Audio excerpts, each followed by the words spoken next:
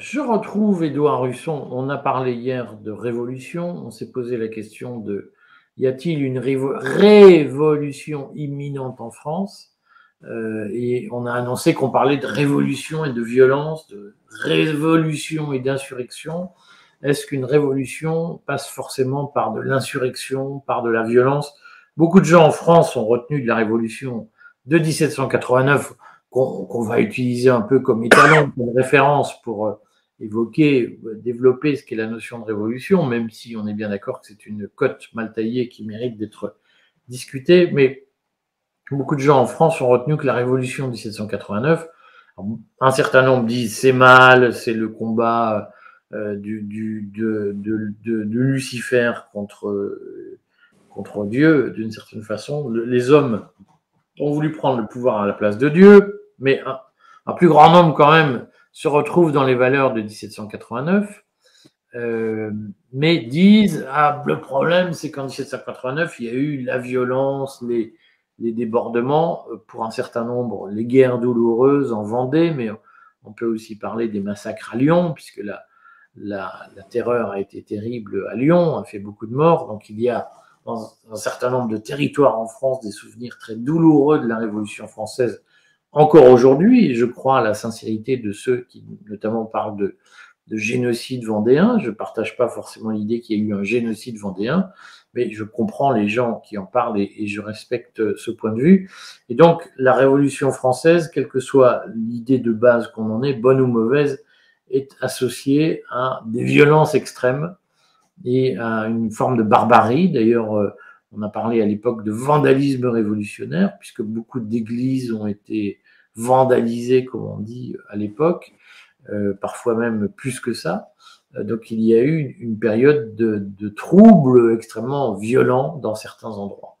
La question, c'est lorsque nous appelons de nos voeux la révolution. Alors moi, je ne sais pas, Édouard, si tu appelles de tes voeux une révolution.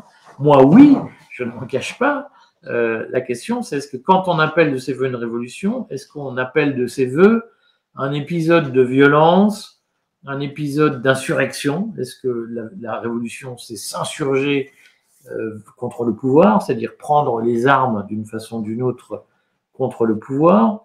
Et est-ce que la révolution, c'est forcément basculer dans l'illégalité, dans une forme de barbarie ou de vandalisme, ou bien est-ce que la révolution, c'est autre chose? Et incidemment, la question qu'on va poser en deuxième partie de cet entretien, c'est est-ce que la Révolution française, ce qui fait que la Révolution française a été une révolution, est-ce que c'est la violence, les insurrections, ou bien est-ce que ça a été autre chose, et est-ce qu'on aurait pu imaginer une révolution française sans violence? Voilà, toutes les questions qu'on va essayer d'aborder aujourd'hui pour répondre aux angoisses d'un certain nombre de gens qui disent « j'aimerais bien une révolution, mais j'aime pas la violence ». Est-ce que révolution et insurrection, Édouard, c'est la même chose ou est-ce que l'un est le passage obligé de l'autre?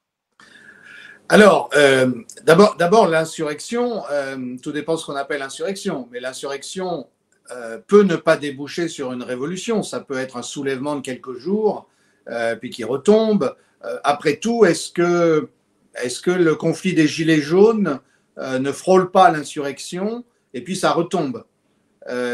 Donc, à l'inverse, est-ce qu'une insurrection est forcément toujours violente? Est-ce qu'il n'y a pas des insurrections pacifiques? Par exemple, si on prend les révolutions des années 1980 dans les pays d'Europe centrale et orientale, elles reposent largement sur un soulèvement populaire, mais elles se passent pacifiquement. Elles se passent sans effusion, sans bain de sang, donc la révolution n'est pas toujours synonyme de la violence. Quand on parle de la révolution française, je crois qu'il y a deux facteurs. Il y a d'abord le fait que la société du XVIIIe siècle était une société extrêmement heureuse, plutôt abondante. Il y a quelques épisodes de disette et de famine, mais globalement, quand Talleyrand dit celui qui n'a pas connu la période d'avant 1789 ne sait pas ce que c'est que la douceur de vivre, il dit quelque chose d'assez profond. C'est un petit peu, on a eu un deuxième épisode comme ça dans l'histoire de France, c'est les années qui précèdent la Première Guerre mondiale, ce qu'on appelle d'ailleurs par nostalgie la Belle Époque. Ce sont les années heureuses. Alors de façon intéressante, les années heureuses, dans les deux cas, sont suivies par des années terribles. Alors, il faut, si tu me permets, quand même bien répondre, parce que j'ai lu dans les commentaires à notre vidéo d'hier sur la révolution était imminente, des gens qui écrivaient « mais les Français avaient faim, c'était la famine en 1789, c'était les années terribles, et aujourd'hui les Français vivent très bien ». Et donc, est-ce qu'on peut répondre à ce point? Est-ce que réellement en 1789, les gens avaient faim? Non, alors je pense que c'est exactement le contraire. C'est la France de 1789 est une France heureuse et relativement riche dans l'ensemble. La question, c'est qu'il y a eu effectivement des épisodes, il y a eu des ruptures d'approvisionnement de certaines villes, il y a eu le phénomène de la Grande Peur, mais globalement, je crois que la France était beaucoup plus riche. Et d'ailleurs, on peut se demander dans quelle mesure il y a un rapport entre prospérité économique et révolution. Parce que la construction que nous avons en tête, c'est il y a pauvreté, misère, révolte, révolte donc révolution. Or, en réalité, les révolutions se passent aussi souvent dans des contextes d'abondance que dans des contextes de pénurie.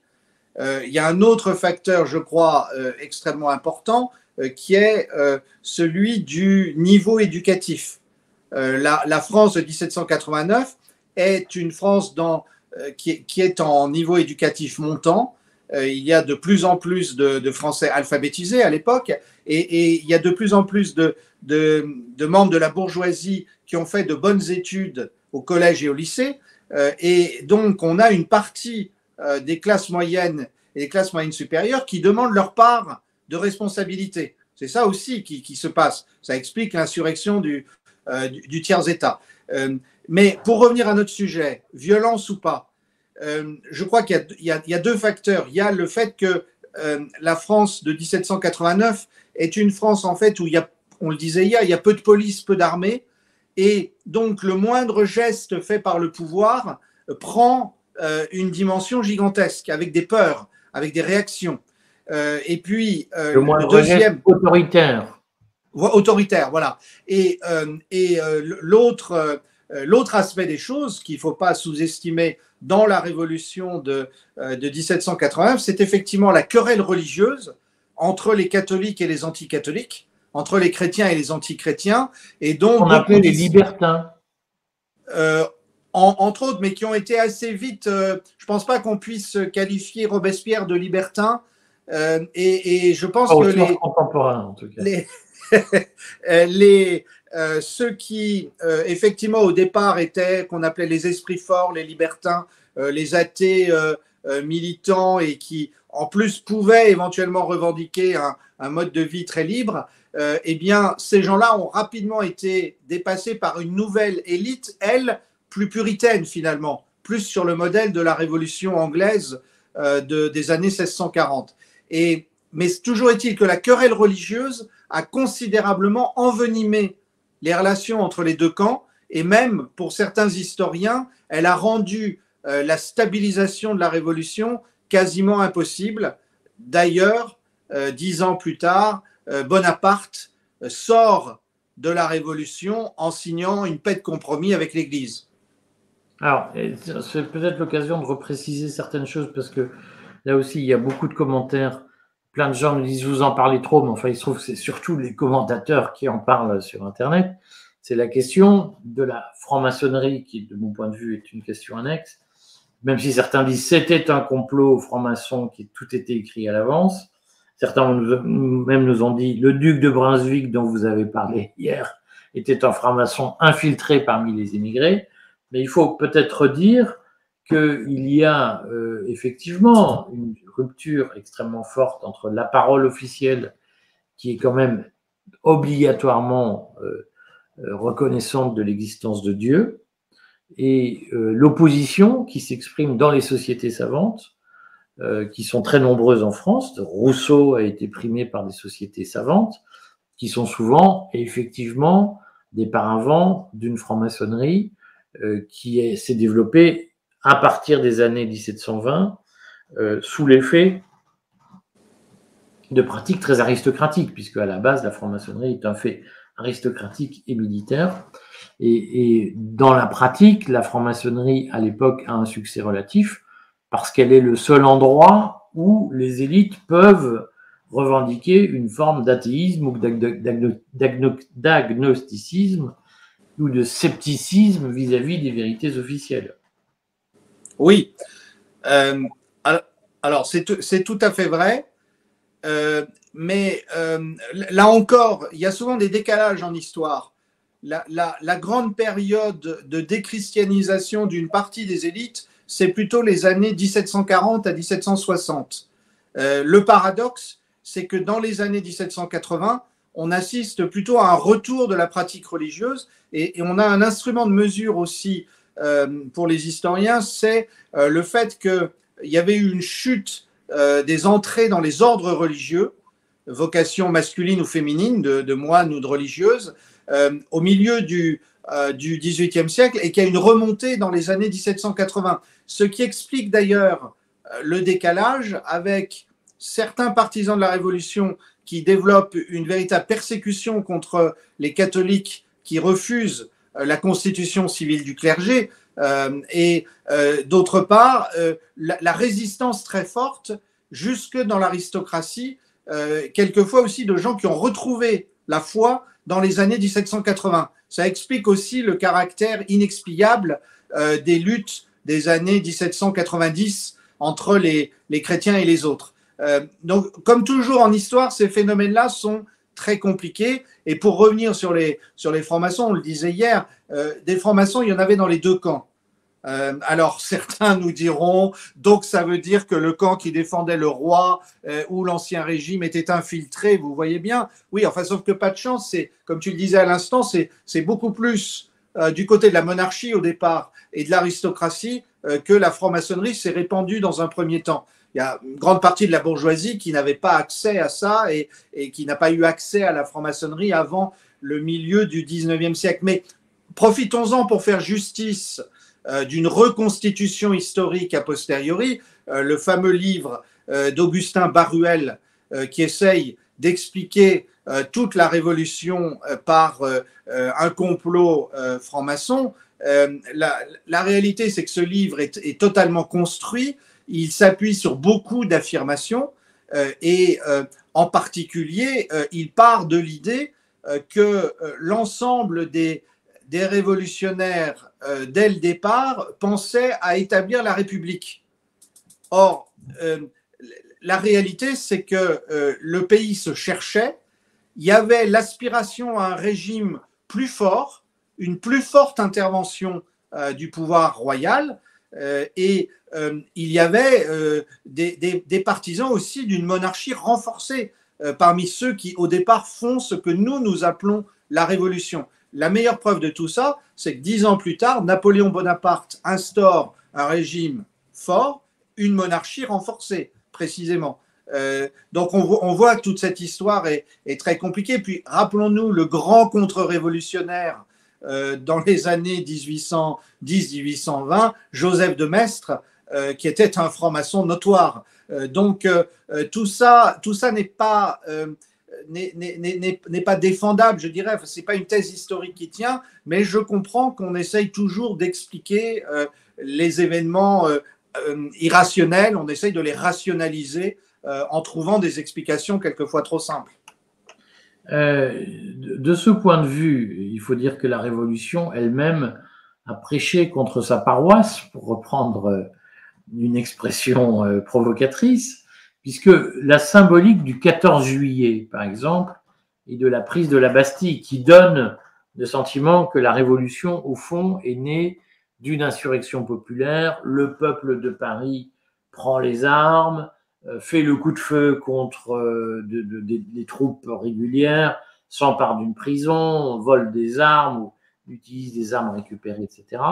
Est-ce que la Révolution a réellement procédé d'un peuple qui prend les armes? Je crois qu'en fait, les vrais événements de la Révolution sont ailleurs. La prise de la Bastille, tout le monde savait dès l'époque que c'était un petit événement et qu'on n'avait pas pris grand-chose. En tout cas, la garnison ne s'est pas défendue, même s'il y avait des morts. On sait qu'on n'a pas trouvé grand monde à l'intérieur. C'était un symbole. Ça se voulait le symbole de la liberté, puisqu'on avait enfermé pendant plusieurs décennies des gens à la Bastille sur ce qu'on appelait les lettres de cachet, qui étaient effectivement des ordres d'arrestation issus du seul pouvoir royal. Il n'y avait pas l'équivalent de l'habeas corpus qu'on avait en Angleterre à la même époque. Donc on rappellera que notamment le marquis de Sade oui, embastillé pour ses écrits libertins, entre autres, contemporain du terme. Entre autres, le marquis de Sade est très représentatif de cette élite aristocratique qui s'ennuie, qui veut philosopher et qui par ailleurs tire de sa philosophie un certain style de vie, même si les mauvaises langues disent qu'il a plus écrit qu'il n'a réalisé, mais ça serait une autre discussion. Je crois qu'il faut bien comprendre que les forces importantes de la Révolution sont ailleurs. C'est d'abord le tiers-État qui s'autosaisit et qui finalement amène tout le monde à se transformer en Assemblée nationale. C'est l'unanimisme pour l'abolition des privilèges, un événement en lui-même assez étonnant quand on regarde ça, la fameuse nuit du 4 août. Et puis, bon, à côté de ça, il y a des choses moins belles, moins reluisantes. La confiscation des biens du clergé, avec tout le transfert de richesse qu'il produit et qui, faisant passer la richesse entre d'autres mains, permet à des individus ou à des groupes qui jusque-là n'exerçaient pas le pouvoir ou avaient moins d'influence de se mettre à l'exercer. Donc, je crois que la question du transfert de richesse est toujours importante. Quand on pense à un scénario d'insurrection, de révolution pour la France actuelle, on peut effectivement réfléchir à ce qui se passera avec un effondrement des finances publiques, mais peut-être aussi avec un affaiblissement généralisé du dollar sur lequel repose la fortune d'un certain nombre de décideurs français. Et donc, je crois que c'est plutôt dans ces directions-là qu'il faut aller regarder. Quand même qu'on chipote un peu sur cette question de l'insurrection populaire, parce que je sais qu'il y a en France, si j'ose dire, un parti de l'hyper-citoyen, du citoyen hyperactif. Je pense notamment à tous ceux qui prônent le RIC, le référendum d'initiative citoyenne, à tout bout de champ, et on les voit bien dire on va faire des réunions interminables tous les jours pour décider de tout, la couleur de la machine à café, les marques de voitures autorisées, etc. On va faire des référendums sur tout. Est-ce que, à l'époque, parce que moi, quand j'ai étudié l'histoire de la Révolution française, j'ai été frappé de voir qu'au fond, quand on lit l'histoire des journées révolutionnaires, c'est-à-dire des journées insurrectionnelles, on s'aperçoit que ça ressemble aux journées où il y a des manifestations de 400 ou 500 000 personnes dans Paris. C'est-à-dire qu'effectivement, là où ça se passe, il y a de l'effervescence, de l'esbrouf, mais on va au café, on fait 100 mètres, on va au café, les gens vivent normalement. On fait 300 mètres, il y a des boîtes de nuit, les gens font la fête. Et au fond, l'essentiel de Paris, dans ce que moi j'avais retenu, même au pire des journées insurrectionnelles, l'essentiel de Paris vivait sa vie et se divertissait. Et qu'au fond, l'activité citoyenne, l'activité insurrectionnelle, elle ne concernait que quelques militants. Et que je sais qu'en se disant, je déçois le romantisme révolutionnaire, j'allais dire, à la Étienne Chouard, où tout le monde est investi sur toutes les questions citoyennes. La réalité, c'est qu'au fond, lorsque il y avait de la fièvre, alors je mets à part le génocide vendéen ou les journées vendéennes, les journées terribles de la terreur, mais en province surtout, mais même durant les journées de la terreur à Paris, lorsque le club des Cordeliers se réunissait, etc., et au fond, l'essentiel de la population vivaient à côté et ne s'occupaient pas de politique. Est-ce que ça, aujourd'hui, est-ce qu'on est capable de mesurer l'impact réel des journées insurrectionnelles sur la vie quotidienne dans les villes, les villages, les campagnes françaises? Oui, alors, d'abord, tu parlais de la Vendée il y a quelques instants. Voilà une vraie insurrection. La Vendée a été un soulèvement populaire avec la jonction d'une partie des élites de la France de l'Ouest qui, effectivement, ont pris la tête du soulèvement et ont structuré les individus qui voulaient se battre pour s'opposer à la conscription, pour défendre leur clergé, pour défendre leurs églises et leur droit à pratiquer la religion librement. Donc, on voit très bien qu'une insurrection, il faut franchir un certain stade. Et puis surtout, la question, c'est celle de savoir s'il y a un relais dans une partie des élites, on va dire. Alors, en Vendée, oui. Dans la France du Paris révolutionnaire, on a le phénomène que tu décris, c'est-à-dire qu'il y a des endroits où il y a des groupes de gens qui sont le plus souvent stipendiés. Là aussi, on va détruire le romantisme du soulèvement, mais ça peut être de la main-d'œuvre désœuvrée ou au chômage de telle ou telle rue où les artisans n'ont pas de travail à donner un jour. Ça peut être des gens simplement qui sont contents de gagner de l'argent, de gagner leur journée en allant se promener plutôt qu'en allant travailler, etc. Sont les militants d'aujourd'hui de Rébellion Extinction. Voilà, exactement. On voit dans la rue, ils sont payés X, 50 balles, 100 balles, et ils sont étudiants, ils sont entre deux années d'études, et on leur dit, tiens, on te file 50 balles, tu vas manifester, ils y vont.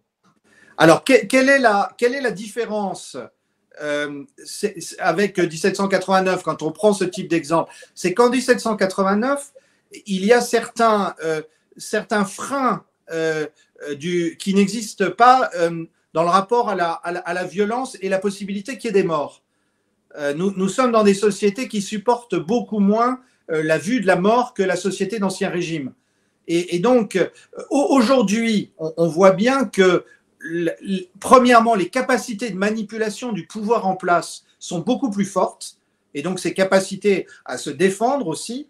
Et deuxièmement, la tolérance vis-à-vis de la mort éventuelle d'individus est beaucoup moins forte à l'inverse. Donc on a des phénomènes qui sont en apparence plus maîtrisés. On peut prendre un autre exemple intéressant qui est 1968. En 1968, on a un moment, un sentiment de vide du pouvoir entre le 24 mai 1968, où De Gaulle fait son discours sur la participation, le référendum d'initiative citoyenne, on pourrait dire, et le 29 mai, où il décide de faire ce que j'appelle toujours une fuite à Varennes réussie, puisqu'il prend l'hélicoptère et non pas la calèche, il s'en va, personne ne sait où il est. Et il crée ce que Louis XVI n'avait pas réussi à faire, mais voulait faire en juin 1791, il crée le sentiment de vide du pouvoir. Et à ce moment-là, il peut dire « je reviens » et tout le monde est soulagé. Bon, il y a des moyens techniques qui ne sont pas les mêmes, mais fondamentalement, en 68, pendant 5 jours, on ne savait plus comment maîtriser les choses. On ne savait plus si De Gaulle avait vraiment le pouvoir, Pompidou ne l'avait pas encore, est-ce que les syndicats maîtrisaient la rue, etc., etc. Et en 68, c'est bien connu aujourd'hui que les communistes, là je parle du PCF, du Parti communiste français, ont passé un accord qui est resté secret et oral avec les gaullistes en disant nous ne ferons pas dégénérer les manifestations en insurrection et en révolution. À l'inverse, on sait aussi aujourd'hui que l'ambassade américaine mettait de l'huile sur le feu dans les mouvements de jeunes, en particulier dans les mouvements gauchistes.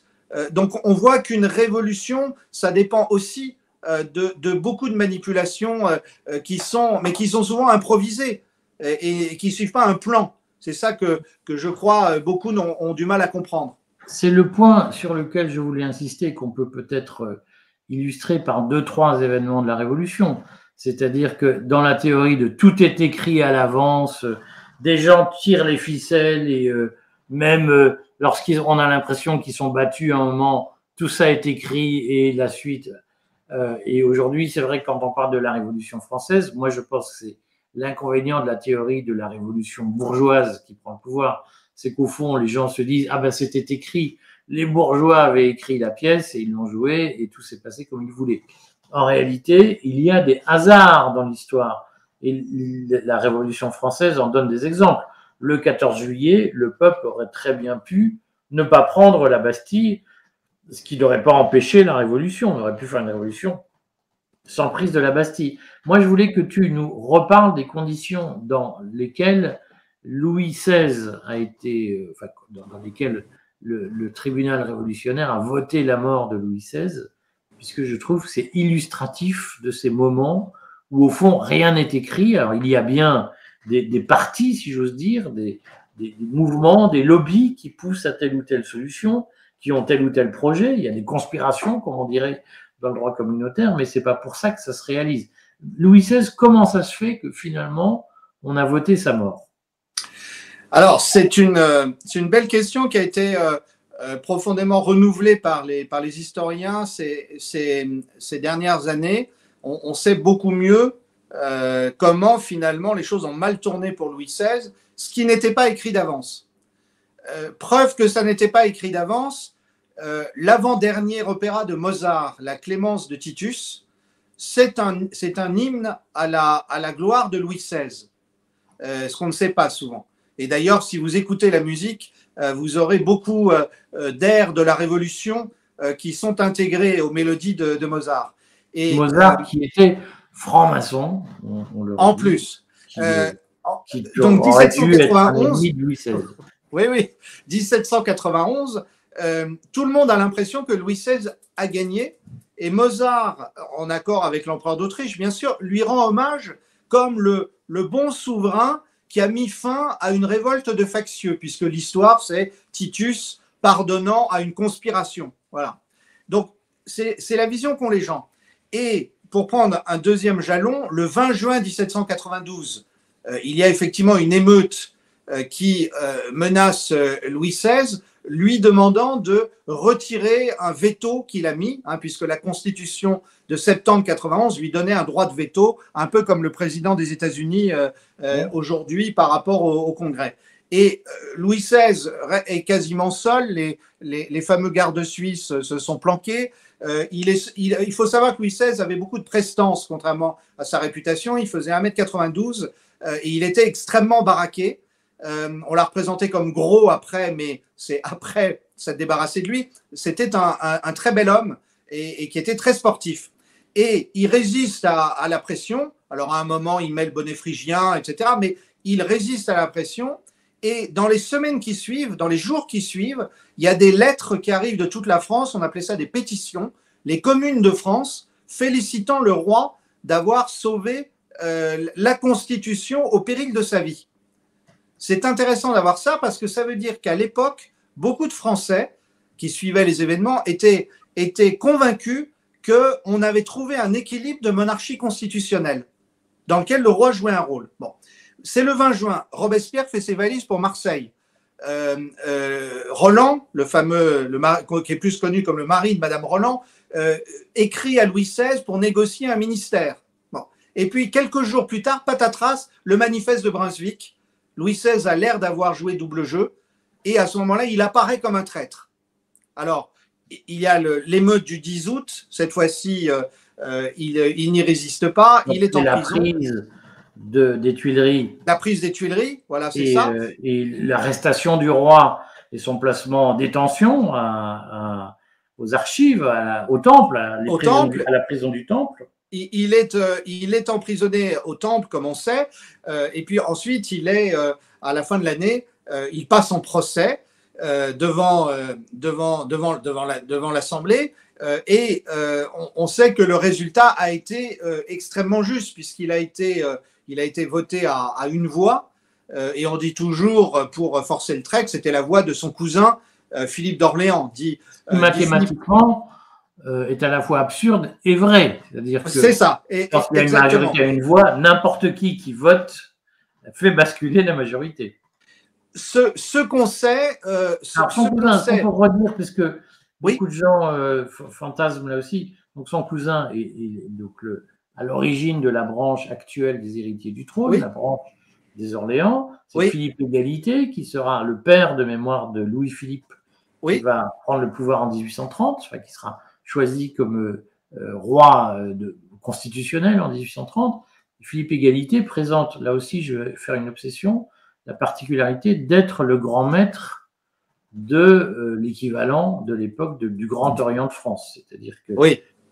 incarne une vision très différente de la monarchie et de l'exercice du pouvoir politique. Tout à fait.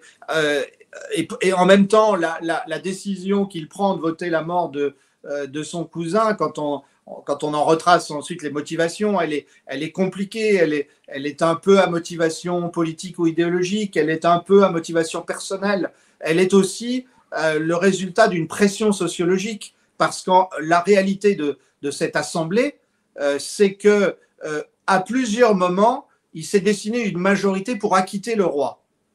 Et à plusieurs moments, ceux qui voulaient arriver à sa mort se sont demandé comment ils pouvaient convaincre la majorité. Alors, il y a eu l'histoire de la fameuse armoire de fer, un endroit où Louis XVI, qui était serrurier à ses heures, comme chacun sait, aurait caché un certain nombre de documents secrets qui auraient été la preuve ultime. Et vrai, sauf que sa correspondance avec Mirabeau, sa correspondance avec… Oui, mais elle n'était pas cachée là.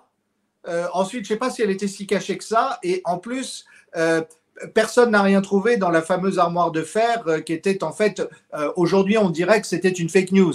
C'était quelque chose de monté. Bon, il y a eu plusieurs moments aussi. On voit apparaître dans les assemblées de la Révolution un phénomène assez classique de la vie politique jusqu'à aujourd'hui. C'est que les plus déterminés sont souvent ceux aussi qui restent aux petites heures de la nuit ou du matin pour continuer le débat, occuper le terrain et avancer alors que d'autres sont fatigués, vont dormir. Bon, et c'est vraiment l'Assemblée a arraché la mort de Louis XVI vraiment par ce type de débat très, très tendu. Et avec un vote qui aurait très bien pu tourner on aurait pu être à deux voix près dans l'autre sens. Donc il y a toutes les méthodes modernes de la manipulation politique qui ont été utilisées à ce moment-là. La réalité, c'est qu'à l'époque, quand arrive la nouvelle, donc 2-3 jours avant son exécution, que le roi va être guillotiné, il y a une énorme tristesse qui s'empare de la ville de Paris. On a des témoignages, en particulier par les chansons de l'époque, et on peut dire sans se tromper que beaucoup de Français n'ont pas compris pourquoi c'était allé jusque-là et est-ce que c'était nécessaire pour la Révolution. Et quand on lit aussi les témoignages ou les mémoires ou les déclarations de beaucoup de jacobins et d'adversaires du roi après coup, on voit très bien que pour eux, le vote de la mort du roi était inattendu. C'est allé beaucoup plus loin. Alors certains s'en sont réjouis après. Mais après, on a écrit une autre histoire de la Révolution, qui était une histoire qui devait marcher vers la République. En fait, ça n'était pas écrit d'avance. Donc, ce qu'on peut retenir, avant d'aborder notre autre sujet pour la vidéo de demain, ce qu'on peut retenir, c'est qu'au fond, la Révolution française, elle donne l'exemple de ce qu'est une révolution. C'est-à-dire que d'une vraie révolution. C'est-à-dire que finalement, les journées insurrectionnelles, elles sont, pour ainsi dire, anecdotiques. Alors, elles peuvent aider à consolider un rapport de force qui s'est établi, mais elles ne sont certainement pas déterminantes. Le mythe d'un peuple qui tout entier prend les armes pour défendre un idéal est un mythe totalement façonné. En réalité, la Révolution, elle a été le fait d'une minorité infime, c'est-à-dire de quelques décideurs qui avaient le pouvoir, et éventuellement de quelques traits de misère qui étaient dans les rues à aider, mais l'essentiel de la France vivait à part de ces événements sur le fond. Et troisièmement, un grand nombre des événements qui ont fait date dans ce qu'on appelle la Révolution ont été au fond des événements du hasard et le résultat, hein, pas forcément prévisible, parfois très improbable, d'un rapport de force qui était établi très loin de l'action, des volontés, des désirs de M. Dupont et de Mme Durand. Au fond, ça se faisait dans un microcosme et oui. Le peuple, ce qu'on appellerait aujourd'hui le peuple, était en réalité à l'écart des événements révolutionnaires. C'est au fond ça qu'on peut tirer comme leçon de ce Alors, le peuple français a bien été de plus en plus concerné, d'abord parce qu'il y avait des répercussions. Après le 10 août 92, les fameuses pétitions de soutien à Louis XVI continuent à arriver, puisqu'on ne sait pas. À l'époque, il n'y a même pas de journal télévisé, mais il n'y a pas de smartphone. 3 semaines pour aller de Bordeaux à Paris. Voilà. Et ce qui fait que la Convention, pardon, oui, la Convention envoie des gens pour dire aux communes qui ont envoyé ces lettres, maintenant ça suffit, hein, on a changé, le roi est mort. Voilà. Donc, le deuxième élément où la France va être concernée, c'est bien sûr la conscription, la levée de soldats pour faire la guerre. Bon, Édouard, je crois qu'on a compris cette idée, c'est qu'une révolution n'est pas l'application générale d'un plan écrit, c'est au fond, comme aujourd'hui, comme un certain nombre des manifestations qu'on a vues, des événements improbables qu'on ne maîtrise pas forcément. Ce qui est important de comprendre, c'est que tu as dit hier dans ton entretien que, au fond, la révolution survient lorsque une élite est prête à reprendre le pouvoir. Je te propose que nous parlions demain de est-ce qu'il y a une élite, quand saurons-nous qui sera l'élite qui prendra le pouvoir demain. À demain, Édouard. À demain, Eric.